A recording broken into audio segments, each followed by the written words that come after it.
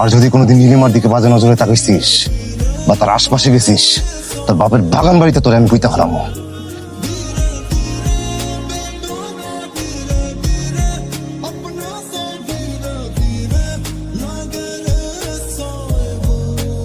কি সমস্যা আপনার? সবাই হয়তো আপনার ভয় পায়, কিন্তু আমি আপনার ভয়টাই পাই না। আপনি সাইমনের পিটাইছেন, সাইমনের বাবা আমার চাচারে ডাকাইছে, তারপর আমার চাচা চাচি আমার বাড়িতে ঝামেলা করছে। আপনি জানেন আমার বাড়িতে ঝামেলা হলে আমার উপর দিয়ে কি যায়, আমার উপর দিয়ে কি যায় সেটা আমি আপনাদের বুঝাইতে পারবো না, আমি বুঝাইতে চাইও না। ছোটবেলায় অ্যাক্সিডেন্ট করে বাবা মা মারা গেছে, ঘরটা আর একটা দোকান আমার নামে। সেই দোকান চাচা চাচি তাদের নামে করানোর জন্য প্রতিনিয়ত আমার নামে অত্যাচার চালায়। আমিও সেই অত্যাচার সহ্য করি। কেন করি জানেন? কারণ এই দুনিয়াতে চাচা চাচি ছাড়া আমার কাছে কেউ নাই, এই জন্য সহ্য করি। চেষ্টা করি আপনি আর কোনোদিন আমার কোনো কষ্টের কারণ হবেন না।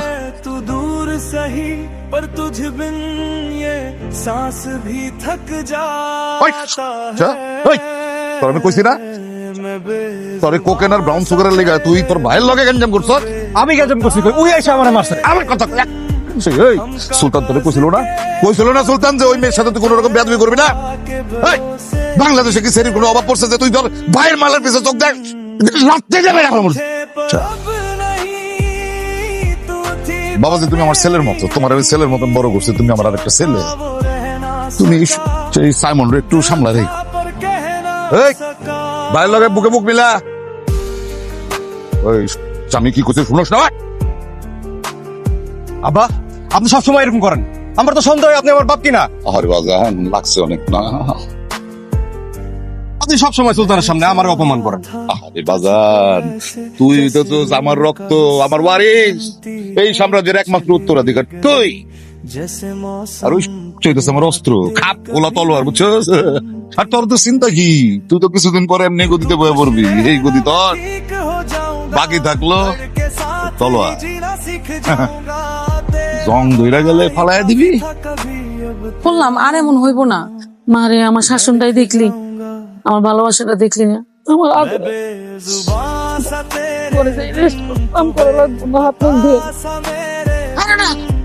লাগবো না। চাচি আমি তাইলে চাচার জন্য রুটি বানাই ফেলি, চাচার তো ডায়াবেটিস সমস্যা না। কিচ্ছু করা লাগবো না, জামা করে খালি করে দেবো। চাচা আমি একটা দিন তো দেরি করছি বলে আপনারা সবাই আমার উপর চিন্তা আছেন। না রে মা, না চিন্তা নাই মারে, আমার তুই মাফ করে দিস মা। সুলতান সাহেব যে তোর বন্ধু, আমাকে আগে কবি না? হ্যাঁ আমার যে মেয়েটা মারছে রে মা।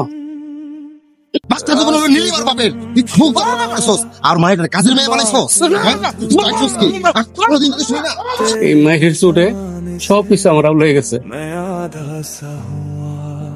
চাচা দেন তো, আমি বানাই দিচ্ছি, রুটি দেন। না মা আজকে আমি বানাই।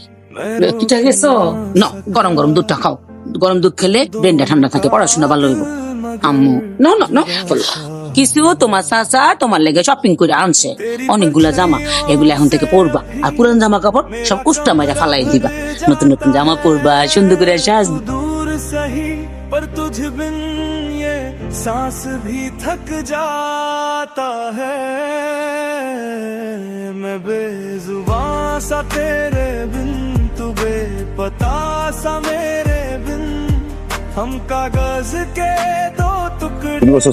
আমি ভাই শুন না ভাই, কাল রাইতে আমার মা মারা গেছে, সাবান সুরমা দাফনের কাপড়ের তলে ভাই 5500 টাকা খরচ হয়, আমার কাছে ভাই এত টাকা নাই।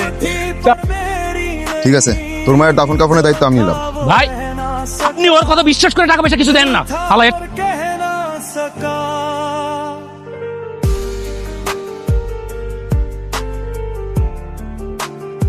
মোহাম্মদ মিয়ার তো চিনো? শোনো ভাই, জায়গা জমি নিয়ে একটু ক্যাসাল করতেছি, একটু দিকে দিস তো বা। ঠিক আছে আমার বড় বেটা দায়িত্ব নিছে, আর কোনো টেনশন নাই, মনে করেন আপনার কাজ হয়ে গেছে। আর চা খান, চা ঠান্ডা হয়ে গেল।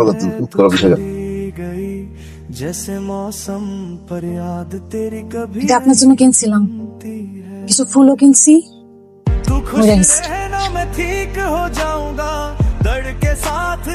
পছন্দ হয়েছে?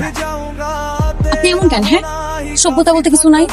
একটা মানুষ আপনার জন্য পছন্দ করে একটা জিনিস নিয়ে আসছে, জিনিসটা সুন্দর করে দেখবেন, খুশি হবেন, খুশি প্রকাশ করবেন। তা না, আমার চোখের সামনে র্যাপিংটা একদম খাসির চামড়ার মতো ছাড়াই দিল। নীলিমা, হঠাৎ আমার প্রতি সদয় হওয়ার কারণ কি?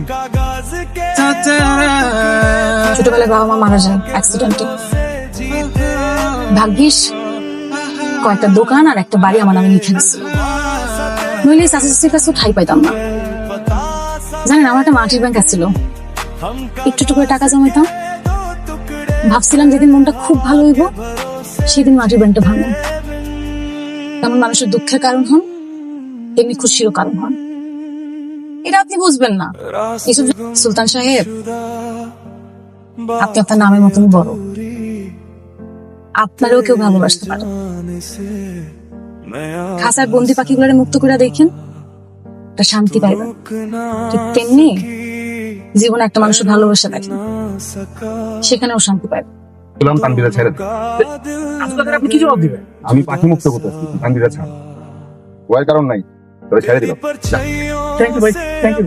যা যা যা যা যা। मेरा कमरा भर টাকা আসলে जाए तू दूर চুপ কর, একদম চুপ কর। তোর আমি রাস্তা থেকে ঘরে তুলে আনছিলাম, খাওয়াইছি, পড়াইছি, ডাঙর করছি, আর আজকাল সুলতান বানাইছি তোরে। আর কত বড় কইল হয়ে গেছে তোরে, কত বড় কইল হয়ে গেছে। তুই তানভীরের ধুইরা আবার ছেড়ে দেস। तू बेपता এই, सा मेरे बिन কি ভাবছিলি তুই? कागज के दो তোর এই আগামের কথা আমি জানতে পারবো না? हवा के हाँ? भरोसे जीते बिन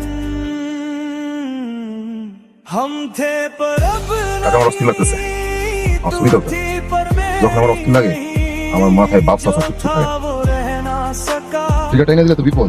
Please subscribe my YouTube channel. মুন্সির কাছ থেকে 50,000 টাকা নিয়ে যা, 7 দিনের চুরি কাটায় ফুর্তি করে যা।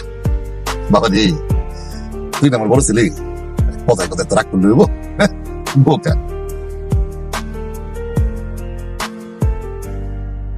मैंने चाहा था तुझको वैसे जैसे रूह का हिस्सा बन আগে মরার বয়স ছিল না, तू चली এখন বয়। गई जैसे তোমার জীবনটা তুমি আমার সাথে জড়াই নিচ্ছ, याद এই নিয়ে চিন্তা হয় আমার। नहीं তুমি তো এখন আর একা নাই, তোমার জন্য কান্দনের একটা মানুষ আছে, रहना मैं थी যেটা সবার থাকে না।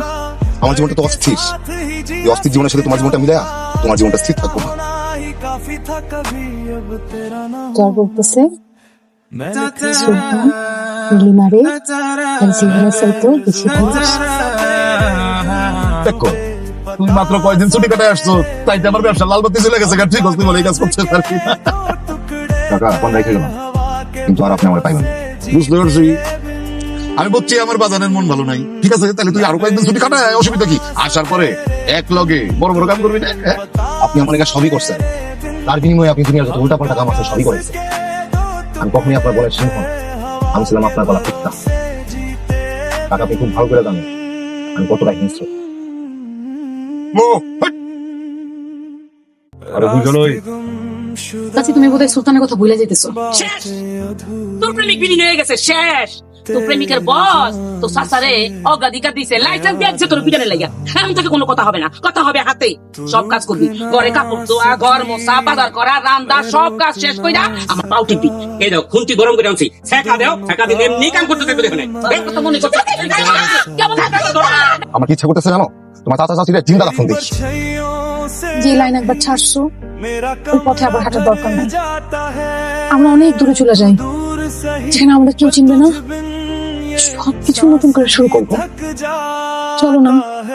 ভাই, আপনার পুরাতন দুইটা মামলা করে উঠছে, ওই যে রোহিঙ্গার মামলা, 2 সপ্তাহে খুঁজতেছে।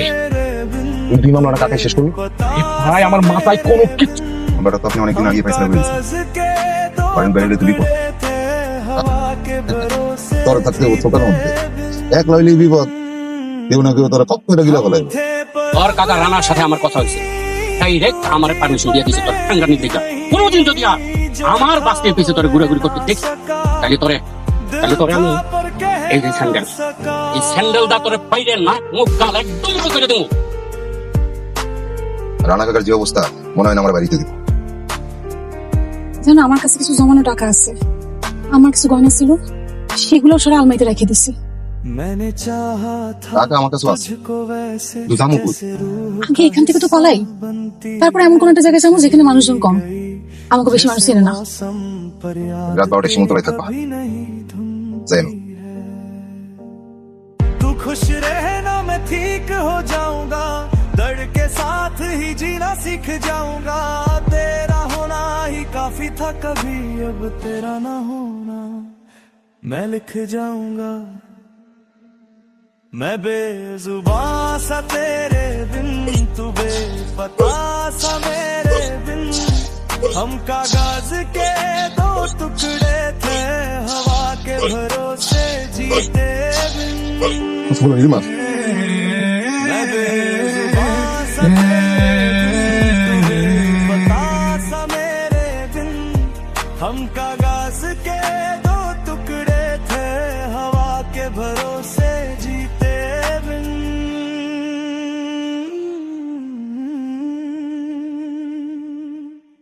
रास्ते गुमशुदा बातें अधूरी तेरे जाने से मैं आधा सा हुआ तू रुक ना सकी मैं रोक ना सका दोनों का दिल मगर जुदा सा हुआ तेरी परछाइयों से अभी मेरा कमरा भर जाता है तू दूर सही पर तुझ बिन ये सांस भी थक जाता है मैं बेजुबान सा तेरे बिन तू बेपता सा मेरे बिन हम कागज के दो टुकड़े थे हवा के भरोसे जीते बिन हम थे पर अब नहीं तू थी पर मेरी नहीं जो था वो रह ना सका